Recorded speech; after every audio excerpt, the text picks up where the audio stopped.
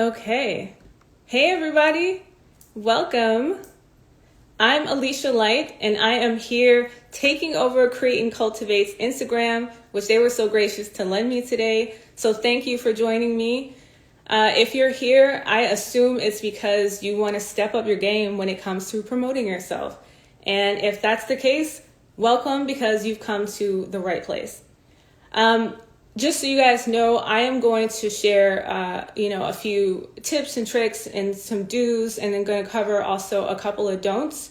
I will provide a presentation on the Flight PR Instagram later this week. Create and Cultivate will also share the key takeaways from today's chat on their blog. So just a heads up on that. So first off, a bit about me. I am the founder of Flight PR, which is the boutique PR agency based here in Austin, but representing clients worldwide. I'm also co-founder of Joint PR, which is a cannabis PR agency that I co-founded with my partner in crime. Shout out to Kristen Grassi, who's in Los Angeles. Can you guys hear me okay?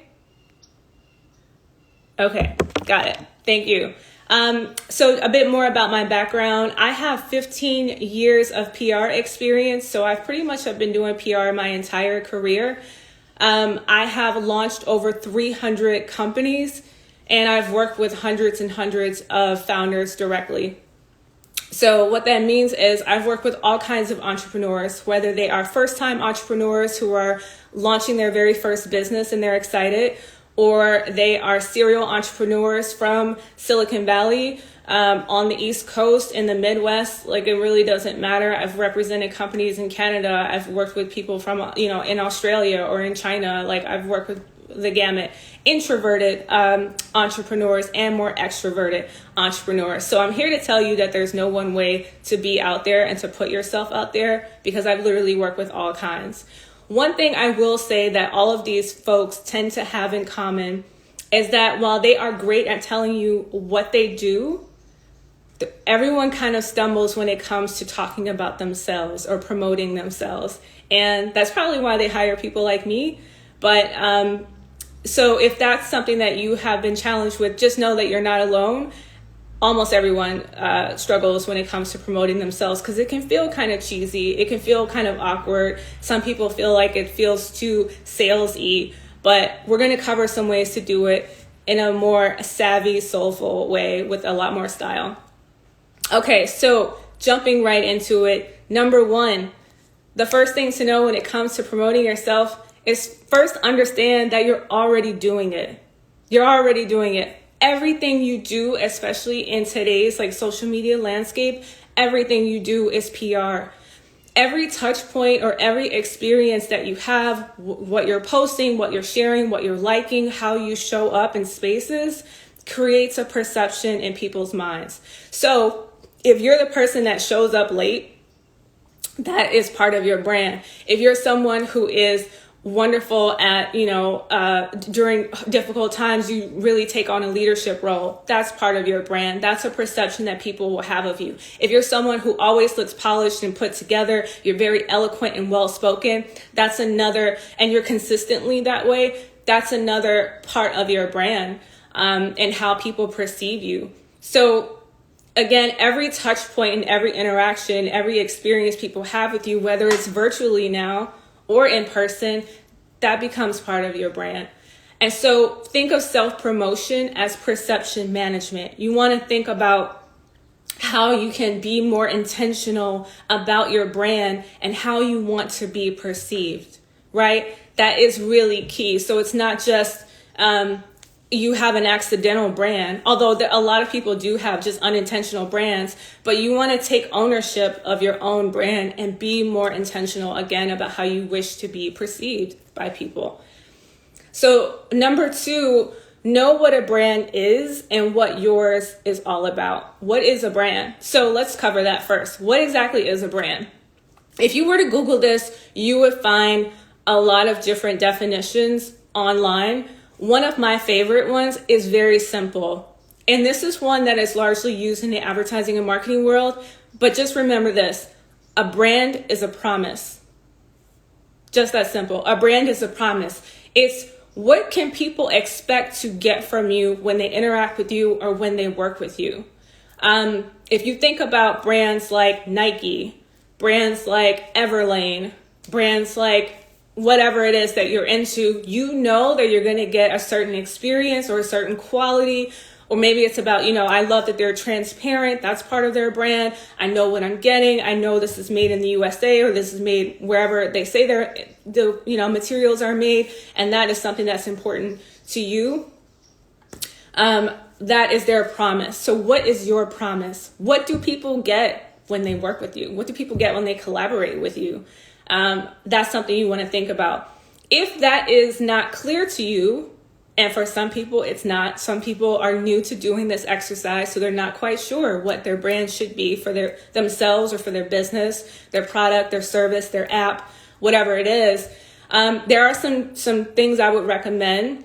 One is you can look up the 12 brand archetypes. There's actually a book called The Hero and the Outlaw.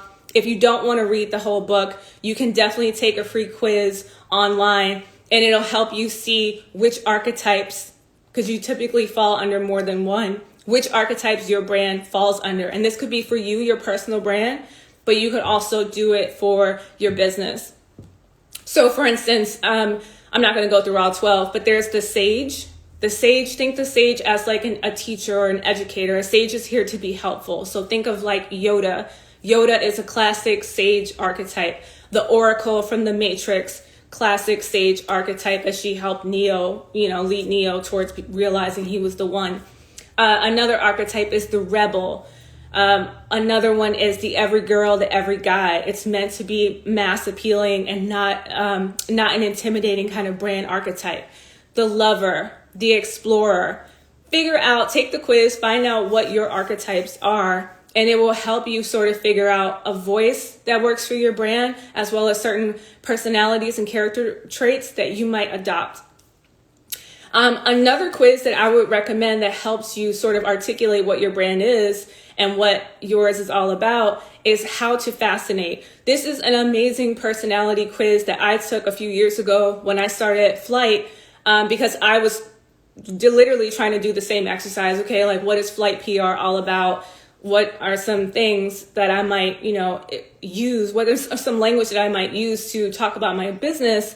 So Google How to Fascinate personality quiz. By the way, the 12 archetypes quiz is free. So you can just Google that and get that one online. The How to Fascinate personality quiz is not free.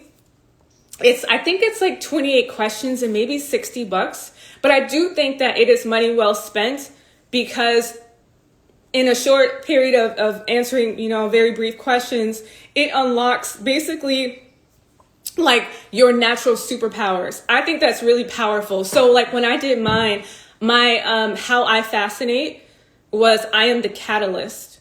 The catalyst comes in and helps shake things up. It gets people to implement change because, and the trigger behind the catalyst is trust. The way I get people to implement change is, okay, thank you, is through my passion, but also because they trust me. They trust what I'm saying. So if you can swing the $59 or $60 fee for the How to Fascinate personality quiz, I highly recommend it. It's a lot better than this typical, like, are you an ENFP or an INTJ? It's totally next level beyond that. So number 3 is to own your story and remember to communicate your why. Self-promotion is not about perfection. It's not about being perfect. It's really about fully accepting who you are, who you aren't, and owning your story, owning all that you are. Our Instagram is @FlightPR_, or you can just search Flight PR. And owning your story. If you look at people like Wendy Williams, she just had her biopic. I don't know if anyone here watched it, but Wendy has gone through a lot. She has been celebrated, she has been hated, she has been attacked, and she is very resilient, and she definitely owns herself and owns her brand, flaws and all. And I want, if you guys walk away with nothing else from this, I want you to have a similar appreciation for what makes you uniquely you, because that is going to be key. Again, self-promotion is not about perfection. It's not about you, but it is about obviously projecting the best aspects of yourself, right? You want to do that, and then you want to be consistent. But back to the why, one of the most important, and I think from my experience, one of the most memorable things that you can communicate when it comes to promoting yourself is, why do you do what you do? A lot of people forget this and they just communicate what they do. I'm a designer. I'm a stylist. I'm a barber. I'm a photographer. That's great. But why do you do what you do? Simon Sinek did a whole TED talk on this. You can find it on YouTube. It's called Start With Why. He also wrote a book called Start With Why. It's really powerful. It's short.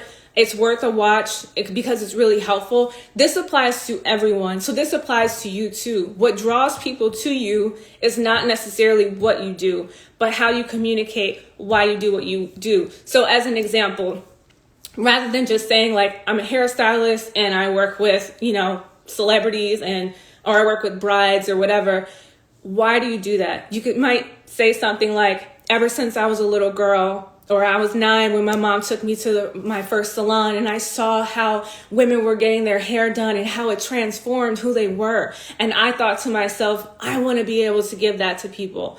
That is a why, and that's a strong why. People will remember that if you put some storytelling behind it versus I do hair. It's like, great, a million other people do hair. Why do you do hair? Why do you do what you do? That's important. What drives you? Number 4, cut out the fluff and lean into your expertise and the impact that you can have. So self-promotion can get icky if you are all about, we're the best, and you're just using a lot of like very flowery language around what you do.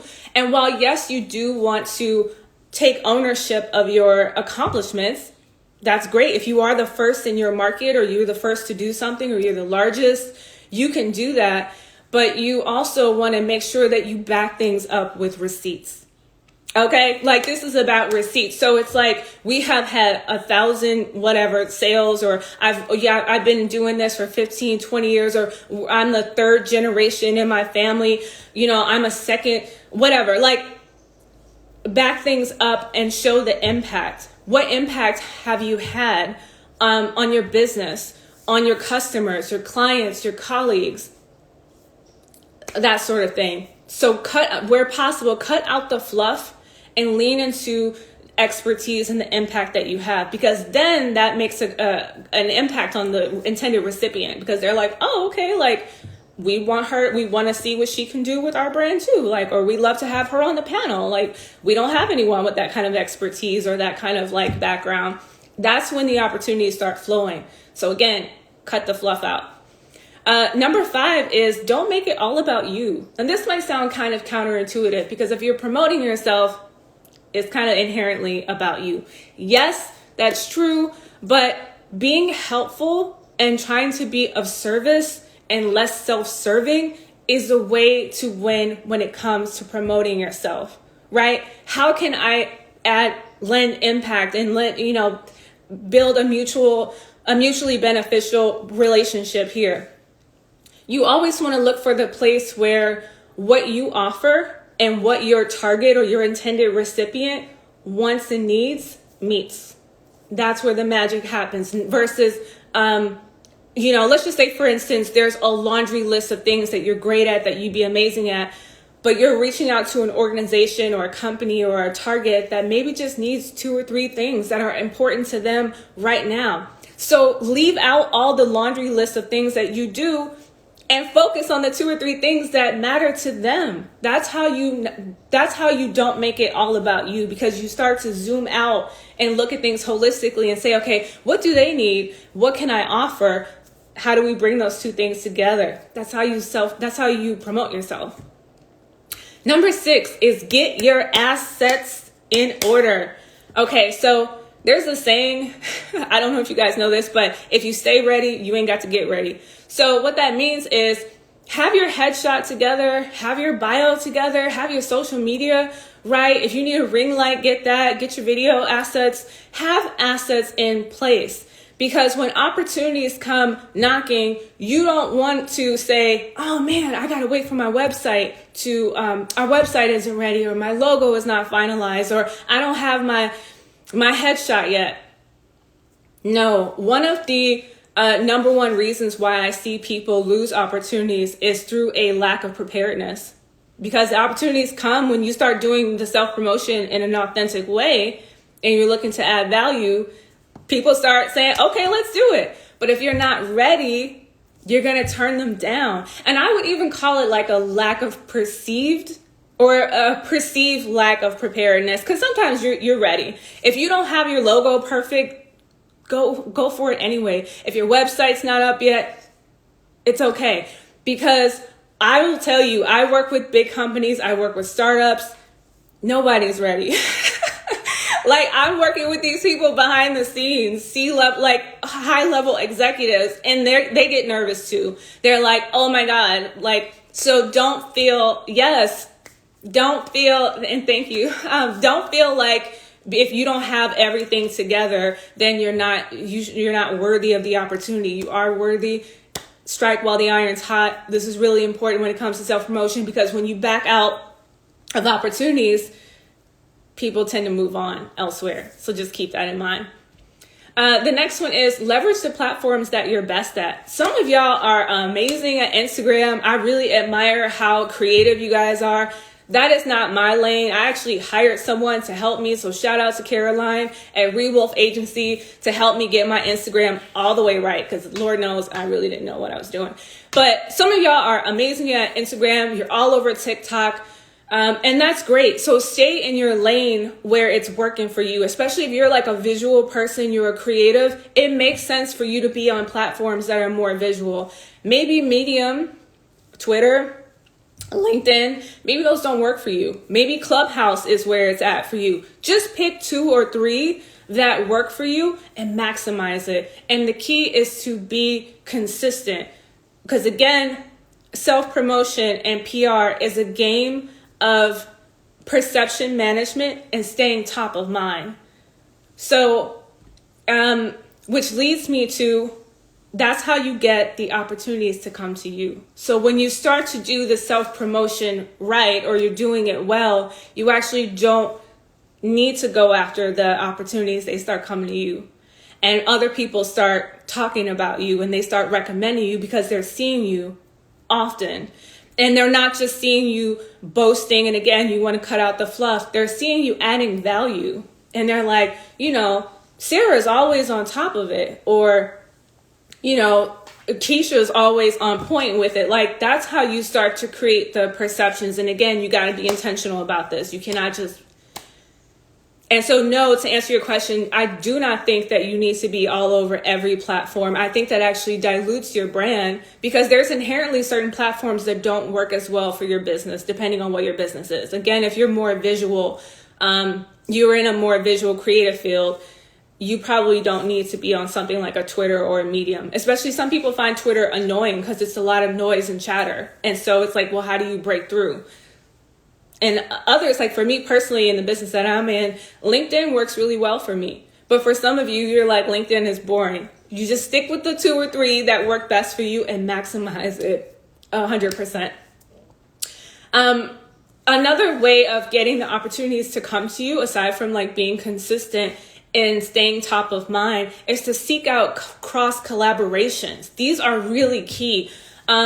I love Issa Rae's tip. She said this a while ago, where she was like, the way to best network is to network across. I love that. She meant like network with your peers rather than looking for the person that's already at the top. Work with people around you. So what that means is, if you're a photographer, well, yes, you could partner up with other photographers that you know, but look for cross collaborations. Those tend to work well, where it's kind of like opposite. So if you're a photographer, maybe you work with the designer, you collaborate with the designer. Or if you are a designer, whether you're an interior designer or you design clothing or whatever, you're a stylist, work with a photographer or something along those lines. I'm trying to think of other examples, but you want to cross categories, or even if you were like a wedding photographer and you partner with a lifestyle photographer, those opposite attract partnerships do really well. And then what happens is you bring that person to your platform and introduce them to your community, and they do the same for you. That's another way to self-promote that doesn't come across, cringy, because you're doing something that's adding value and you're helping each other out in the process. The 10th and final tip is to always be gracious. I cannot stress this enough. One of the big reasons, aside from like a lack of perceived preparedness, why people lose opportunities when it comes to self-promotion is because they act entitled. They show up to conferences and all the people there are, talking. They're all, all these people work together. So they're going to talk. If that person was rude to them or they ignored them, they didn't follow directions, they weren't gracious, do not be that person. When people say yes to you and they invite you to speak, they give you a platform, the least you could do is, one, obviously show up and crush it, which I know you're going to do. But two, you want to make sure that you express gratitude, because people don't owe you anything. They don't have to invite you and give you a space. Like Create and Cultivate, I'm so grateful to them for giving me an opportunity to talk to you guys. So I hope those were helpful. Those were 10 tips. Again, I will put this an actual presentation on the Flight PR Instagram. Create and Cultivate, check out the blog, because they will also be sharing the key takeaways from today's talk. And if you guys have any questions, just let me know. Otherwise, I guess we can sign off soon.